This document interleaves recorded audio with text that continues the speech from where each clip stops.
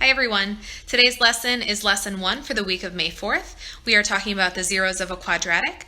We actually started this lesson right before the school closure, so hopefully it will be a bit of a review. Later on this week you will be learning some new content, but you need to understand this stuff in order to be successful for those other lessons. So if you have any questions or concerns, make sure you contact me. All right, let's get started. All right, let's get started. So right now I'm in the Learning from Home page on your algebra course. So let's scroll down to this week. It will be published when you look at this. We are on Monday's lesson, lesson 1.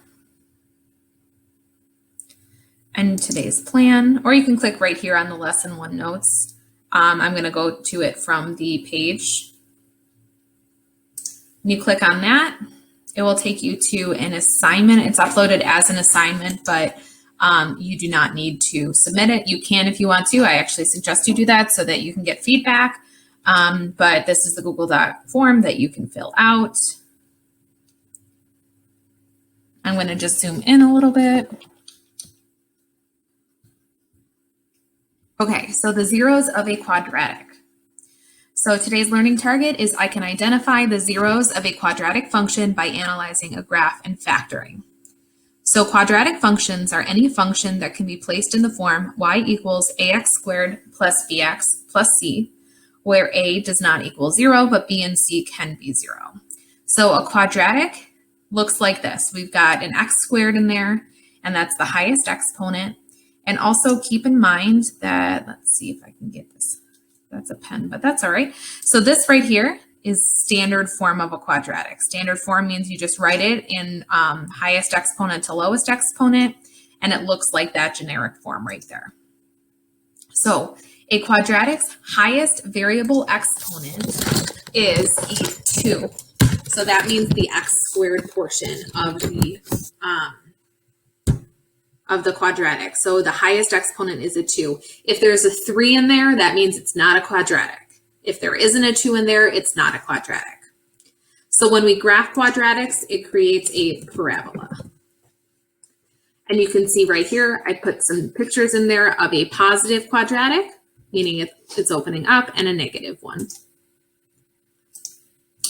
The x locations on any function where the output, the y coordinate, is equal to 0 are known, not surprisingly, as the zeros of the function. They can also be called roots, x-intercepts, and or solutions to quadratic functions. When they are rational numbers, then they can be found using a factoring technique. So the zeros of a function, they are located where the y coordinate is equal to 0. So y equals 0. What that means is it falls right on the x-axis. If y equals 0, that means that it is on the y or the x-axis. So let's take a look at exercise 1. It says, consider the quadratic function y equals x squared minus 2x minus 3. Its graph is shown to the right rather than below. So it says, what are the zeros of the function, and write their x values. So I'm going to first identify those on the graph. Okay. Again, it is where the function intersects the x-axis. Those right there are the zeros of my function. So the x values at those coordinates are -1 and 3. Now it says to verify that the positive 0 is correct by showing that y equals 0. So whenever it says verify, it basically means let's work with the equation here and work with our solutions and see how it's going to work together. Okay, I am going to input I'm going to put an equation in here. If you need some more information, you can pause the video and click this link right here. It explains you how to type equations into Google Docs. Okay, I'll show you also real quick right now. Going to insert equation. That's as easy as it is.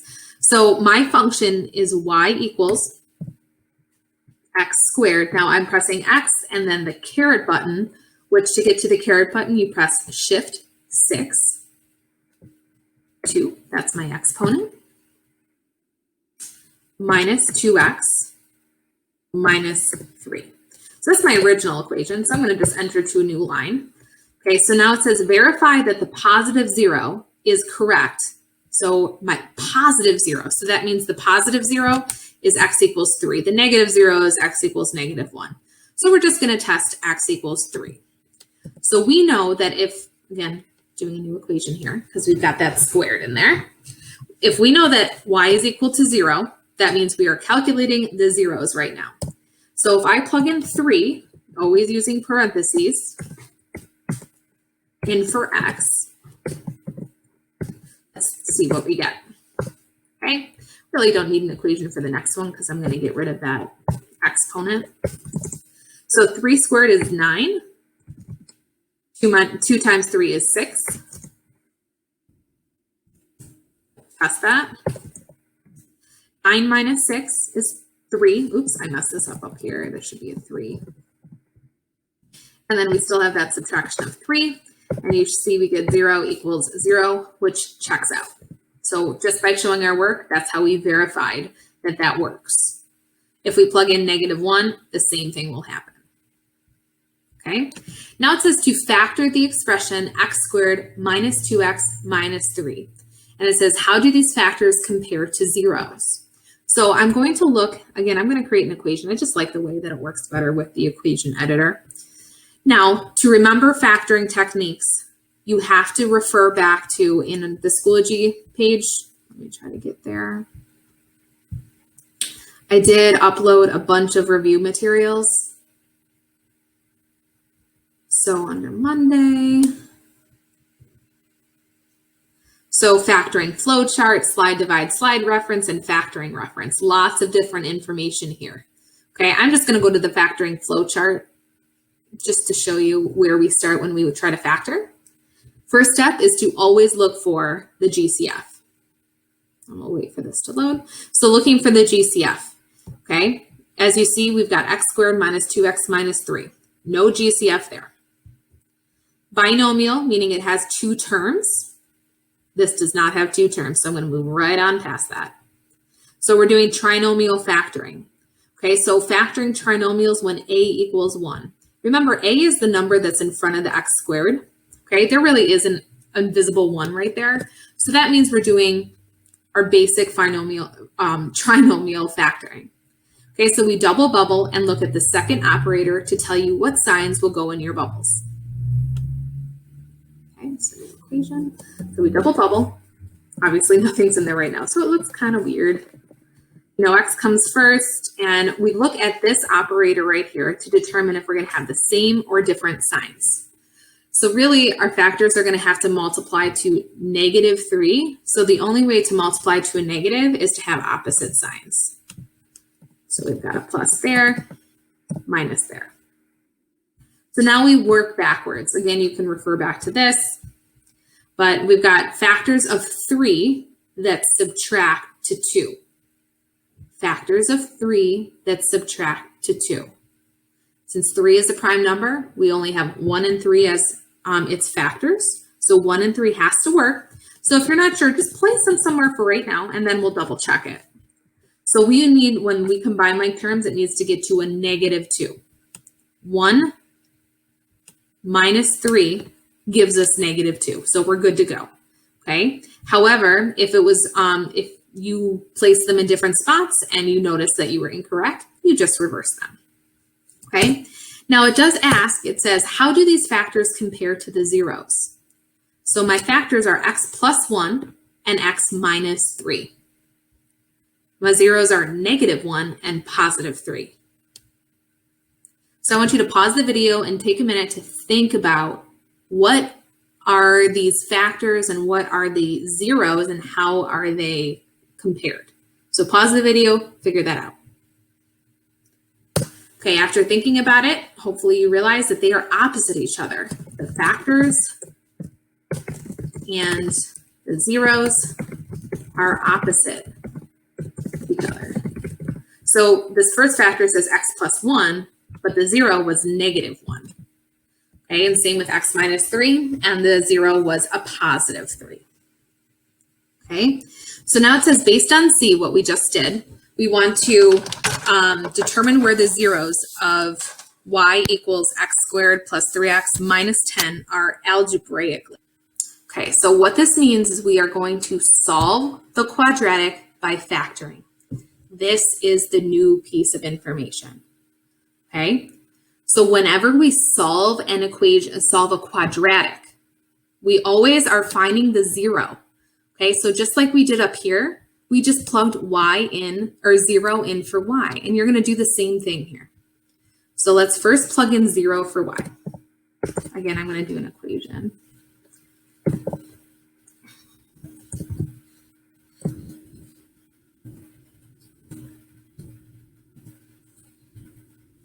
Okay, so I have equals 0 there. Now, whenever I'm solving, I don't know what it is with me, but I personally like the 0 on the right. Oops, erase the x squared. I'm just going to rearrange it. That's for my preference. Okay, if we are solving by factoring, first step, why do I keep doing that? First step is set it equal to 0, like I just did. Your second step is to factor. So factors of 10 that subtract to 3. Okay, so we'll get there in 1 second. Let's first of all double bubble. This factor is a subtraction, so that means we need different signs. If you really struggle with what signs to have, if you look at, I think it's the last reference that I put in there, factoring reference.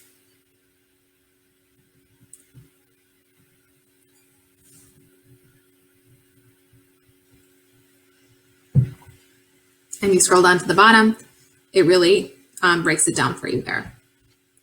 Okay, so we're looking for factors of 10 that subtract to 3.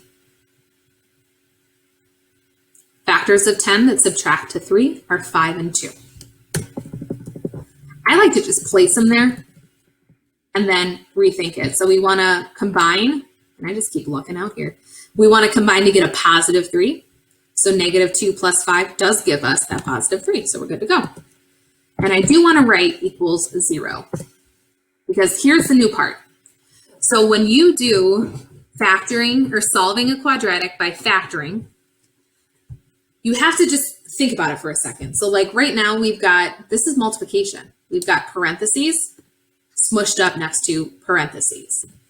We're multiplying this factor, x plus 5, times this factor, x minus 2.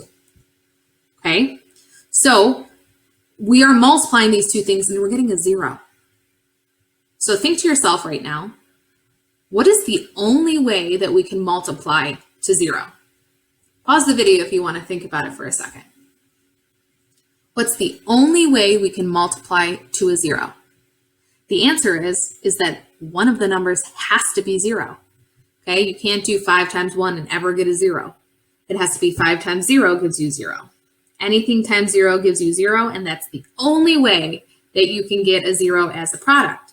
So that means this factor, x minus 2, has to be equal to 0, or this factor has to be equal to 2, or has to be equal to 0. Okay, so the way that I teach this, and this is going to be a little bit tricky working off of a Google Doc. Okay, I like to make a T-chart.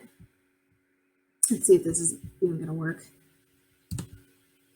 Okay, so I'm going to just show you on the screen, and then I'm going to do it a different way for the Google Doc. So when we were doing this on paper, if we were in the classroom, we would make a T-chart like this, okay? And we would say, okay, so either x minus 2 has to be equal to 0, or x plus 5 has to be equal to 0 in order for this whole equation to be true. So what we would do is we would, to solve, so these are two different equations. So this is one equation, I'm going to solve that first. So to get x by itself, we add 2, we get x equals 2. On this side, we subtract 5, we get x equals negative 5. So my zeros, my roots, my solutions to this quadratic are 2 and negative 5. Okay, so let's see if I can erase this really quick, and then I'll do a Google Doc version of what I just showed you. Taking forever. Okay, so we set up two equations. We set up x minus 2 equals 0, and then we solved it by adding 2 on both sides. And we got x equals positive 2. Then we said x plus 5 could equal 0. We subtracted 5 from both sides. Oops. And we got x equals negative 5. Okay, so what I'm going to do, I'm just going to highlight those, bold, because those are my zeros of the quadratic. So if I graph this, if I type this into y equals into my calculator, it would intersect the x-axis at 2 and negative 5. However, we don't always solve quadratics by graphing, so we need to know how to do it algebraically, and factoring is one of those ways. Okay, so I'm going to do the first one with you here, and then you're going to try B. So it says use the zero product law. The zero product law is the law that, is that still there? I'm sorry, I'm thrown off here. Okay, so the zero product law is saying that whenever, in order to get a product of 0, you have to have one of the factors equal to 0. It's the only way that products of 0 work. Okay, so this is already factored for us. It's already double bubbled. Okay, so we're going to make our t-chart. X, let me see if I can. X plus 7, x minus 2 equals 0. So,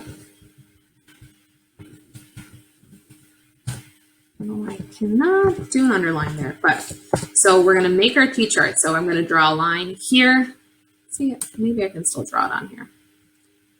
I know you guys might not have this capability, but I want you to at least see it. If you can't do it, that looks horrible. Okay, so that's your t-chart. So either x, can I type? I don't know. X plus, okay, this is a mess. I'm just going to delete the t-chart, but that's how we would normally set it up. So x plus 7 equals 0. Let's do that one first. We would have to subtract 7 from both sides, and we would get x equals negative 7. And then we have, it could also be x minus 2 equals 0. We would add 2 to both sides, and we get x equals 2. So the zeros of this function are negative 7 and 2. Okay, I want you to pause the video and do B on your own. Okay, check your work with my work. You should get negative, I'm sorry, this should be negative 4/3 and 1/2. Okay, just really quick, if you want to type in a fraction in the equation editor, type in new equation. You go to this icon here and it says A over B. So we've got negative 4 over, oops, you always arrow to the right. I always do that. Okay, over 3. And there's your answer. All right, let's move on to the next page. I'm just going to clean this up a little bit. Getting a little messy. All right. All right, exercise number 3 says find the roots or solutions, which mean the same thing as zeros, to each of the following equations by using the zero product law. That means let's solve by factoring. Sometimes you will be instructed to solve by factoring. It says it right there. Okay, so right off the bat, first step, check to see and make sure that your equation is equal to 0 and it's in standard, well, scratch that last piece. Just make sure it's equal to 0, which it is, okay? It is not factored though, so we need to factor it. So GCF, can't take out a GCF, then let's look at dots. We can't do dots, so let's look at basic trinomial factoring, which we can do because there is the coefficient in front of the x squared is a 1. So we are going to double bubble. Okay, adding that equals 0 at the end. I'm not sure if I did that up here, but so we are looking for a negative. We need to multiply to a negative. So that means we're going to have opposite signs. And we're looking for factors of 12 that subtract to 4, which are 6 and 2. Let's double check. Positive 6 minus 2 gives us that positive 4. We're good to go. We are not just factoring though. You need to now make your t-chart if you're doing this on paper. If not, just set it up the way that I'm setting it up. You've got x plus 6 could equal 0. To solve that, we subtract 6 from both sides, and we get x equals negative 6. That's 1, 0. Or we could have x minus 2 equal to 0. To solve that, we could add 2 to both sides, and we get x equals 2. By the way, if you go right from this line to this line, that's okay, because this is pretty basic solving. So my zeros are negative 6 and 2. If I graph those on my calculator, you can, they would intersect the x-axis at negative 6 and 2. All right, let's do B together. B is going to be a little bit different. I don't know why I kept rewriting it. I can just copy and paste this right here. That better. Oops.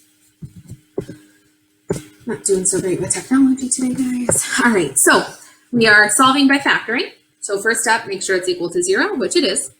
Second step is to factor. So let's first look for a GCF. And guess what, kids? Here's the GCF here. The GCF is 2x. We take out a 2x from each piece, divide it out. Remember, I would actually draw a line underneath each of these terms and divide out the 2x. We should get x minus 7 equals 0. Okay, this is still two factors. This is one factor, this is the other. So if you need to, you can put parentheses around what this is equal to. So we either have 2x equals 0, divide by 2, and x equals 0. That's still a solution, x equals 0. A lot of times when people get x equals 0, they're like, oh, that means no solution. So be careful, it does mean there is a solution. Or it could be x minus 7 equals 0. We add 7 to both sides, so we get x equals 7. Okay, I want you to try C on your own. I will tell you right now it's going to be a dots factoring. All right, so pause the video, give it a try. Okay, check your work with my work. I got a little lazy here. Okay, with that t-chart, I didn't write out the whole t-chart. Obviously, if you were writing on the physical hard copy, write it out. Google Docs is a little more frustrating when it comes to equations, so I will allow this. All right, let's take a look at letter D. Letter D, I'm going to have you try on your own. But before we do that, let's kind of go through to see what method we're going to be using here. Okay, so GCF, there is no GCF. No, you cannot take out this 2 because 5 is not evenly divisible by 2. We cannot do dots. And if we look at our factoring, not our factoring reference, our flow chart, we want to make sure, or we want to see if we can do basic trinomial factoring. But remember, we can only do that when the a value, the number in front of the x squared, is 1. This is not. So for this one is a slide, divide, slide. Okay? So I want you to go to that reference sheet if you need to. I want you to try to slide, divide, slide factoring on your own. After you factor, then set up the t-chart and actually solve the quadratic. Okay? Pause the video, give it a try. All right, let's take a look. So your first step is to slide. You slide your a term over to your, a term over to your c term. And by slide, I mean multiply. That's why this becomes a 24. After you slide, you do your regular factoring. We're going to have different signs because it's a negative. Factors of 24 that subtract to 5, 8 and 3. We need that positive 5, double check, it works. Now, that's the slide portion. Now you have to divide. You have to divide each integer number by whatever number you initially multiplied by, which was this 2. So you divide 8 by 2, and you divide 3 by 2. Simplify, and if it's still a fraction, simplify the fraction. So 8 divided by 2 gives us 4. 3 over 2, that should be a 2. Come on. Okay, so 3 over 2 does not simplify, so we keep it at 3 over 2. And then we have to slide once more. We slide that denominator up to be the coefficient of the x. And that's how we get our factored form. Now, you have to actually do your t-chart, and you need to say, okay, x plus 4 could equal 0, and we get -4. And you can say 2x minus 3 could equal 0, which would give you a positive 3/2, or 1.5. Okay? Is that it? That is it. If you have questions about this, make sure you ask me. Contact me through Schoology, Remind, you know the deal. Also, I want to make sure you go back to today's lesson, or you can even go to the weekly folder, and you need to self-assess for this lesson. Okay, I'm just going to show you on the weekly folder today. Week of 5-4 self-assessment. Go there, self-assess for that lesson. All right, see you during the next lesson.